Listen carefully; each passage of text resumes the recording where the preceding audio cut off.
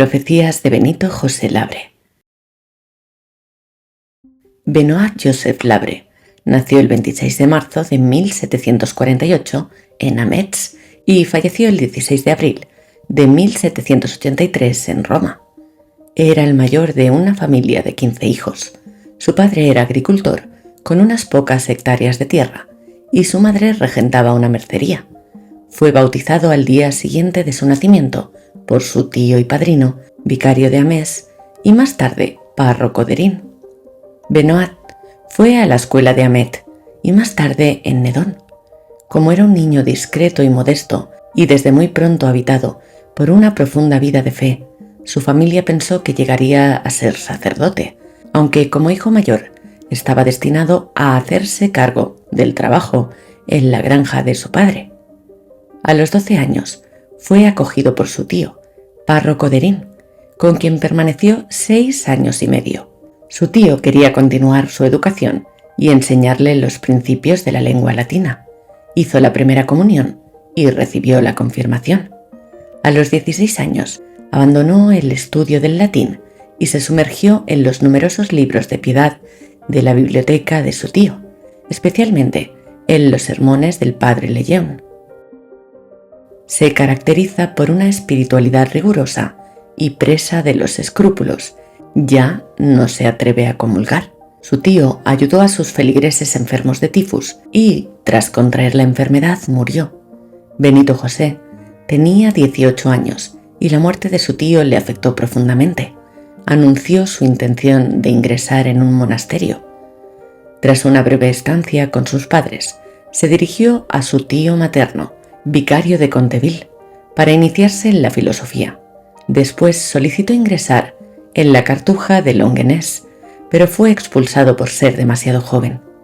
A continuación, intentó ingresar en la Cartuja de Neuville-sus-Montreuil, pero le aconsejaron que primero aprendiera canto y filosofía. Volvió allí el 6 de octubre de 1767 y abandonó al cabo de 6 semanas. El prior hizo hincapié en su frágil salud, su angustia y su excesiva austeridad. Regresó a casa de sus padres y permaneció allí hasta 1768. Tenía entonces 20 años. El monasterio trapense de Soligny lo rechazó por ser demasiado joven. El 12 de agosto de 1769 abandona definitivamente la casa de sus padres y vuelve, por recomendación del obispo de Bolonia, a la Cartuja de Neuville, pero se marchó en octubre. Para el prior no tenía vocación de cartujo. Así lo anunció a sus padres en una carta del 20 de octubre. Es una de las 2 cartas de Benito que se han conservado. En ella daba testimonio de su confianza. Decía así: «El buen Dios me asistirá y me guiará en la empresa que Él mismo me ha inspirado. No obstante, subraya, tendré siempre el temor de Dios ante mis ojos y su amor en mi corazón». Como había dicho a sus padres, tomó el hábito religioso en la abadía de Sepfons el 11 de noviembre de 1769 y adoptó el nombre de hermano urbano. Entonces se vio superado por sus escrúpulos y ya no se atrevió a comulgar, ni a recibir la absolución por falta de contrición. El registro del noviciado indicaba: despedido a causa de sus problemas mentales que hacían temer por su cabeza. Se dirigió entonces a Praille-Monial, fundado por Margarita María de Alacoque, y en su camino, Pierre Vianney, abuelo de Jean-Marie Vianney, el cura de Ars, ofrece su hospitalidad a este vagabundo. Rechazado en todas partes, encontró su vocación en una vida de mendigo y peregrino, yendo de santuario en santuario. El producto de su mendicidad solía destinarse a otros pobres, lo que le granjeó fama de santidad. Se le vio cantar las letanías de la Santísima Virgen junto a la ventana de una cárcel y dar a los presos las monedas que le habían arrojado en caridad. Según los testimonios orales de quienes le vieron durante sus peregrinaciones, recorrió casi 30.000 kilómetros a pie por toda Europa, de Francia a España y de Suiza a Italia. Benito José estaba fascinado por Jesucristo y tenía la gracia de la oración constante. Recorría los caminos a solas, en conversación con Dios. Su cuerpo, que descuidó mediante la mortificación. Quedó marcado por la dureza de su estilo de vida. Su negligencia en este sentido se ha convertido en una leyenda. Benedicto José peregrinó a Roma en diciembre de 1770, luego a Santiago de Compostela en 1773, de nuevo a Roma en 1774 y después a Loreto en 1777, visitando la Santa Casa de Loreto en numerosas ocasiones, debido a su especial devoción por la Virgen María. Al año siguiente se instaló en Roma. Según algunos relatos, vivió 6 años en las ruinas del Coliseo.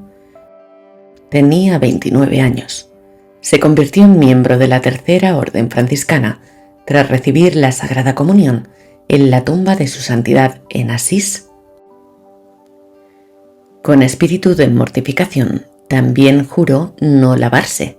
Su perpetuo vagabundeo, modo de vida admirado en la Edad Media, época dorada de las grandes peregrinaciones, dejó de serlo en el siglo XVIII, época de la Ilustración, y asombró a sus contemporáneos y despertó la desconfianza de las autoridades locales. A veces le maltrataban o se burlaban de él sus compañeros de camino, los niños o la gente que encontraba, pero siempre vestido con una capa raída y un sombrero de fieltro, con solo un brevario, un bordón de peregrino y una cantimplora colgada del hombro. Prefería sonreírles antes que defenderse. Cuenta la leyenda que una tarde de invierno, en medio de la nieve, tras llamar a todas las puertas, ninguna de las cuales se abrió, Benito José se desmayó de cansancio. Fue allí donde un perro vino a buscarle y, tras olerle, volvió a buscar a su amo. Este acudió en ayuda del infortunado, le dio calor y le alimentó con lo que tenía, y cuando estaba a punto de partir de nuevo, Benedicto José le profetizó como regalo de despedida: «En nombre de Dios, tú y tus descendientes tendréis el poder de aliviar a los desafortunados». Según la leyenda, este don debía durar 7 generaciones y, efectivamente, después de 7 generaciones, la línea se extinguió por falta de heredero. A finales de agosto de 1770, escribió por última vez a sus padres: «Mi queridísimo padre, mi queridísima madre, os habéis enterado de que he dejado la abadía de Sepfons y sin duda no sabéis qué camino he tomado desde entonces y qué estado de vida deseo abrazar. Le escribo esta carta para cumplir con mi deber y aliviar su ansiedad. Les diré, pues, que salí de Sepfons el 2 de julio. Todavía tenía fiebre cuando salí del monasterio. No me abandonó hasta el 4.º día de viaje. Tomé el camino de Roma. Ahora estoy casi a mitad de camino. No he avanzado mucho desde que salí de Sepfons, porque durante el mes de agosto hace mucho calor en Piamonte, donde me encuentro, y estuve 3 semanas internado en un hospital, donde me encontraba bastante bien, a causa de una enfermedad leve que tuve. Además, he estado bien desde que me fui. En Italia hay varios monasterios donde la vida es muy regular y austera. Tengo intención de entrar en uno de ellos y espero que Dios me conceda la gracia de hacerlo. Sé incluso de uno de los monasterios de la Orden Trapense, cuyo superior escribió a un abad de Francia que si a su abadía venían franceses, él los acogería con mucho gusto, porque andaba escaso de súbditos. Tengo buenos certificados de la abadía de Sepfons. No os preocupéis por mí. No dejaré de enviaros noticias mías. Me gustaría tener noticias vuestras y de mis hermanos y hermanas, pero de momento no es posible, porque no estoy en un lugar fijo. No dejo de rezar a Dios por vosotros todos los días. Os pido perdón por el dolor que os haya podido causar y os ruego que me deis vuestra bendición para que Dios bendiga mis planes. Es por orden de su providencia que he emprendido el viaje que estoy haciendo. Cuidad sobre todo de vuestra salvación y de la educación de mis hermanos y hermanas. Velad por su conducta. Pensad en las llamas eternas del infierno y en el pequeño número de los elegidos. Estoy muy contento de haber emprendido el viaje que estoy haciendo. Saluda a mi abuela y a mi abuelo, a mis tías, a mi hermano Jaime, a todos mis hermanos y hermanas y a mi tío Francisco. Voy a entrar en un país que es bueno para los viajeros. He tenido que enviar por correo mi carta para salir de los estados del rey de Cerdeña, con tal de que hubiera llegado a Francia. Termino pidiéndoos una vez más vuestras bendiciones y perdón por la pena que os he causado. Escrito en la ciudad de Chiers, en Piamonte, el 31 de agosto de 1770. Su muy afectuoso hijo. Benito José murió de agotamiento a la edad de 35 años, en olor de santidad, el 16 de abril de 1783, un miércoles santo, en casa del carnicero Zaccarelli, que lo había encontrado desmayado en la escalinata de la iglesia de Santa María de los Montes.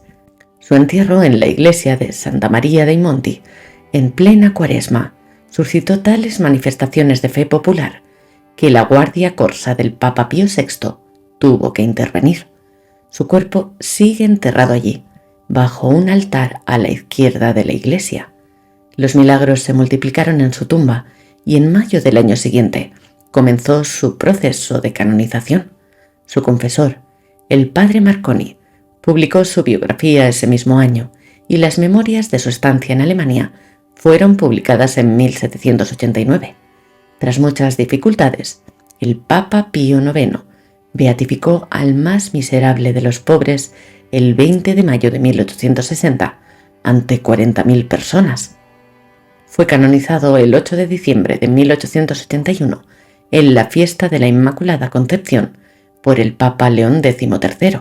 Se le conmemora el día de su muerte, el 16 de abril. Fue apodado el vagabundo de Dios. Fue Dios quien condujo a Roma, poniéndole un bordón en la mano, a este santo que no era más que un pobre hombre, golondrina del camino.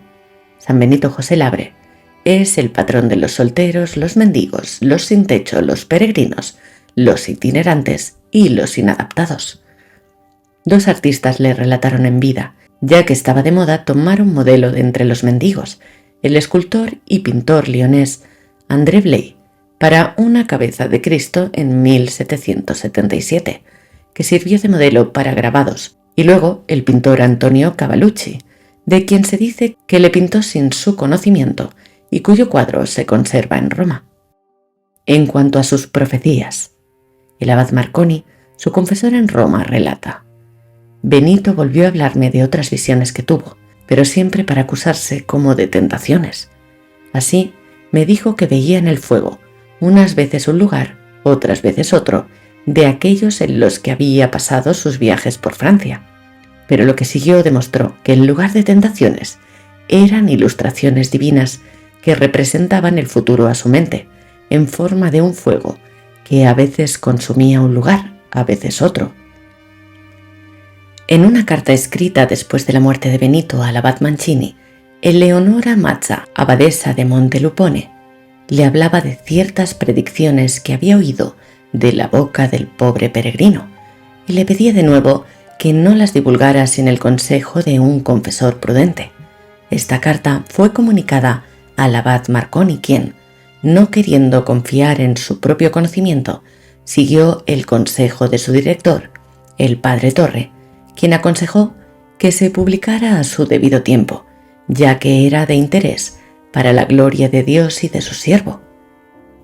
Estas predicciones se referían a las desgracias que amenazaban a Francia y anunciaba como consuelo que habría muchos milagros en el mundo y que estos milagros serían seguidos de conversiones. En resumen, empleaba términos por los que comprendí después que preveía demasiado bien los horribles trastornos que ahora lamentamos. Debo añadir que más de una vez me dijo que me veía a mí y al Santísimo Sacramento cubiertos de inmundicia, y mientras decía esto, las lágrimas brotaban de sus ojos. Volvió a repetirme estas palabras en su última confesión, y siempre terminaba diciendo que sólo la penitencia podía desarmar la cólera de Dios. Me parece que no me alejaría mucho de la verdad si el tú que el beato empleaba al dirigirse a mí no se tomara como personal, sino como un calificativo, de modo que no se hubiera referido a mi persona en particular, sino en general a los sacerdotes que veía cubiertos de inmundicia, para significar lo que sucedería en Francia con el orden sacerdotal, tanto física como moralmente, porque sabemos muy bien que entre los ministros sagrados algunos se han desviado del camino recto y que muchos otros, que han sido constantes y fieles, son maltratados, insultados y condenados a muerte. Como otros profetas, también anunció la terrible y decisiva batalla de Saint-Fons en los suburbios del sur de Lyon. También dijo que París será destruida a causa de sus blasfemias. Una piedra no se levantará sobre otra.